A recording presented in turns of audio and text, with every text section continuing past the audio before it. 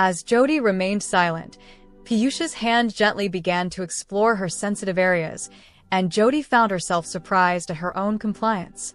Perhaps, in that fleeting moment, she had surrendered to the pull of human emotion. Slowly, Piyush's touch became more deliberate, pressing softly against her skin. Time passed, and the boundaries between them seemed to blur. Hello, friends, and welcome. I was lying comfortably in my bedroom, reflecting on how unusual the atmosphere was at home. On a normal day, her mother-in-law would find something to criticize, but today was different. There was an air of happiness in the house. Jody, too, felt a sense of relief. Today marked the beginning of a break from her daily chores. Though she was just an ordinary housewife, her beauty was undeniable, captivating anyone who laid eyes on her. Jody had been married for 7 years. Before her wedding, she had worked for a multinational company, but after her marriage, she gave up her career. Her in-laws had a large home, and her husband, being their only son, took care of everything. Today, however, was a special occasion, a day that stood out in her otherwise routine life. While everyone else celebrated, Jody found herself alone in her room, lost in thoughts of something that had happened 2 months prior. She recalled being on a bus, half asleep, when she felt a peculiar touch on her hand. Startled, she realized it was Piyush's hand. At first, she assumed he was simply drowsy and had accidentally brushed her hand. But when it happened again, Jody could no longer dismiss it as an accident. That day, she was wearing a sleeveless blouse, and her bare arm was exposed to his touch. It became clear that Piyush's advances were intentional. He had never been this bold before. Previously, he had only made brief, fleeting touches, but this time was different. Jody was returning to Dehradun after attending a wedding at her parents' house. Her husband had stayed behind due to illness, and although Jody had intended to fly back, circumstances forced her to take a sleeper bus instead. Unable to secure a single seat, she had purchased 2 tickets. Her sister had mentioned that Piyush also needed to travel to Dehradun, so she suggested they travel together. Piyush, being Jody's sister's nephew, had always behaved respectfully towards her, and everyone trusted him. It seemed harmless enough for him to accompany her. Yet, during the bus ride, Piyush's hand kept finding its way to hers. Initially, Jody pretended to ignore it, hoping it was a mistake, but as the night went on, Piyush's actions became more assertive. Despite her outward silence, Jody was fully aware of what was happening. Piyush was a handsome young man in his mid-20s, and Jody couldn't deny that she was aware of his attraction to her.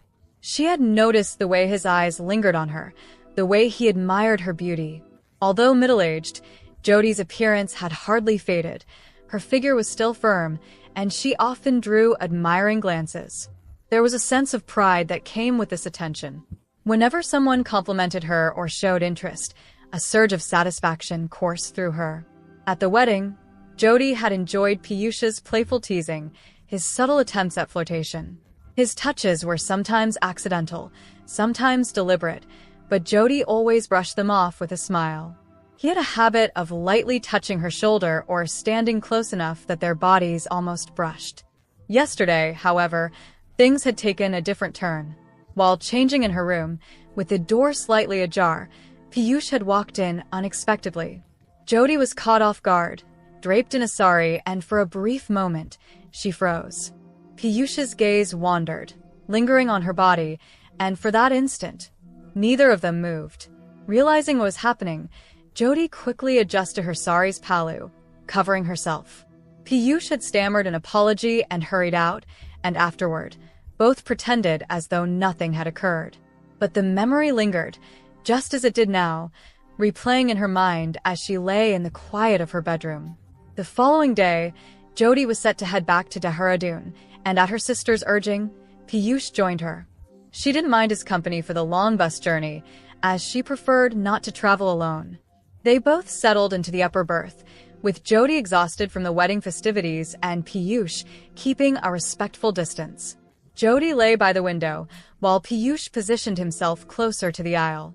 As the hours passed, the bus lights dimmed, leaving only the soft glow from outside filtering through the windows.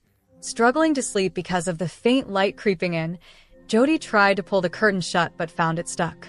Piyush leaned over to help, his hand brushing against her shoulder in the process. That simple touch sent a curious sensation through Jody. Once the curtain was drawn, she felt a chill and asked Piyush to hand her the coverlet from his bag. With a playful tone, Piyush remarked, "I don't even have a blanket myself."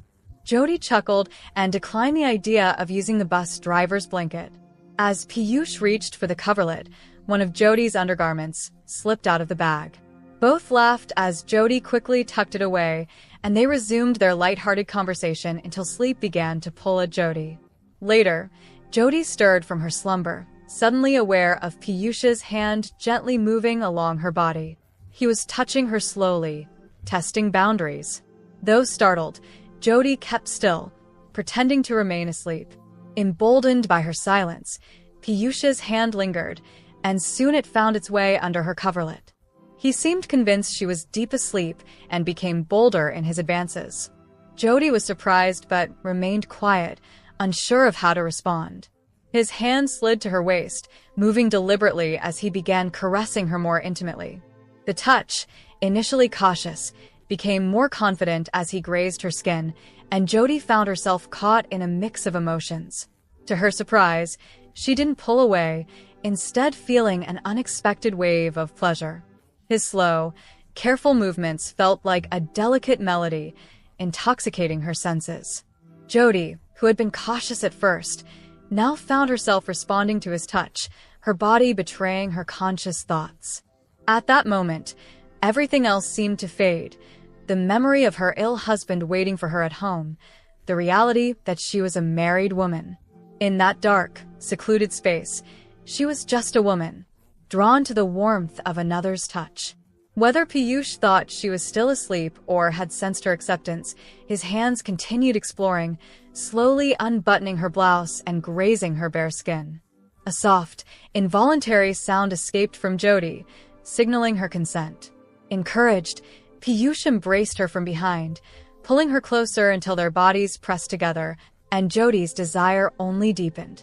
As they lay intertwined, the world outside ceased to exist. Jody felt the undeniable urge to give in fully, her inhibitions slipping away. Piyush, sensing her readiness, gently brushed her hair aside, trailing his fingers along the bare skin of her back. Just as the moment intensified, the bus came to a halt. The driver's voice announced a short break for food, snapping them back to reality. Piyush quickly withdrew, and Jody hurried to adjust her clothes, both now aware of their surroundings. With a sheepish grin, Piyush apologized, suggesting they grab something to eat. Jody playfully pulled him close, whispering in his ear, "Not satisfied yet? Didn't enjoy the hotel food? Save some appetite. There's more to come." Laughing together, they stepped off the bus, walking hand in hand like a new couple. As they made their way toward the restaurant, their eyes met, and Jody noticed a change in Piyush's gaze. What was once lust had transformed into something softer, more tender. Over dinner, they playfully held hands, exchanging smiles. Jody, caught up in the moment, found herself talking to Piyush with ease, as if the connection between them had deepened in more ways than one. She looked at Piyush and asked with a curious smile, "You don't have a girlfriend, do you?" Piyush chuckled, locking eyes with her, and replied, "You didn't have one until now, but now you do." Surprised, Jody teased, "Oh really? And who might she be?" "You're off to Dehradun to meet her, aren't you?" Piyush grinned. "She's sitting right in front of me. Why would I need to go anywhere to meet her?" Jody burst into laughter at his playful response. "You're hilarious. Does this mysterious girlfriend have a name?" Still smiling, Piyush replied, "You already know her name. It's Jody." Laughing harder, Jody said, "Oh Piyush, now you're using my name. You didn't even say it on the bus earlier. What's changed? And what are you doing with your hands?" Still laughing, Piyush said, "Jody, your laugh is so sweet. I can't help but admire you. You're definitely not someone to be called Donnie. You're still so fit and beautiful."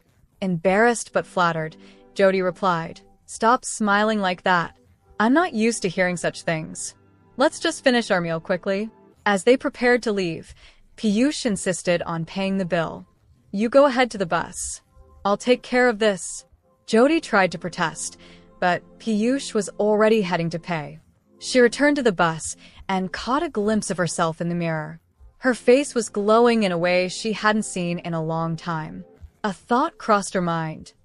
Asterisk, am I doing the right thing? Should I stop? Asterisk, but the feelings Piyush had stirred inside her wouldn't be silenced. When Piyush returned, Jody was waiting for him at the window. As he got on, she reached out her hand and he took it. Piyush began drawing the curtains, but Jody stopped him, saying softly, "Wait until the bus starts moving. But remember, I don't like it rough."